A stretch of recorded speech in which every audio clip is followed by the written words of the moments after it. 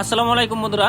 তো দেখতে পাচ্ছেন বর্তমান আমি আদিতপুর টু যেটা গুনালগুড়ি রাস্তা, এই রাস্তার কথাটা বলতেছি। এই রাস্তা দেখেছি যেহেতু গুনালগুড়ি এক্সাম চলতেছে আর ওই জায়গায় আমার ছেলেও মেট্রিক পরীক্ষা দিতেছে, আর সেই জন্য এই রাস্তাটার কথা এই জন্যই কইছি যে ছাত্রছাত্রী বহুত এই রাস্তাটা চলাচল করে।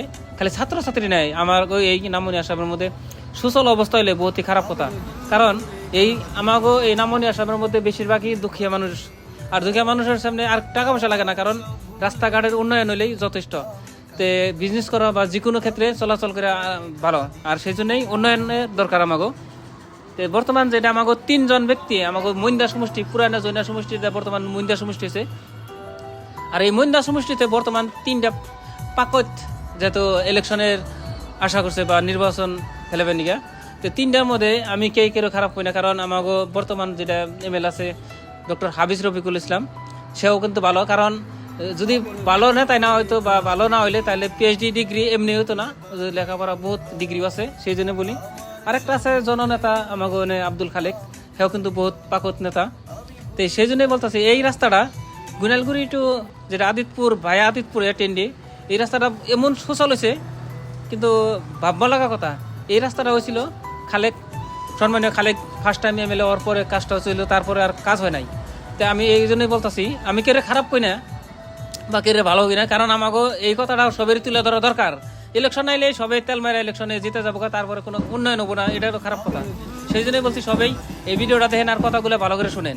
তে এই যে যেটা কইতাছি বর্তমান যেটা সম্মানীয় এমএলএ আমাগো হাফিজ রফিকুল ইসলাম, সে কিন্তু উপনির্বাচনে জিকে এনেও 1.5-2 বছর গেছিল, তাও এই রাস্তাটার কাম নাই। তার পরবর্তী এই যে 5 বছর বিগত কাম করে নাই।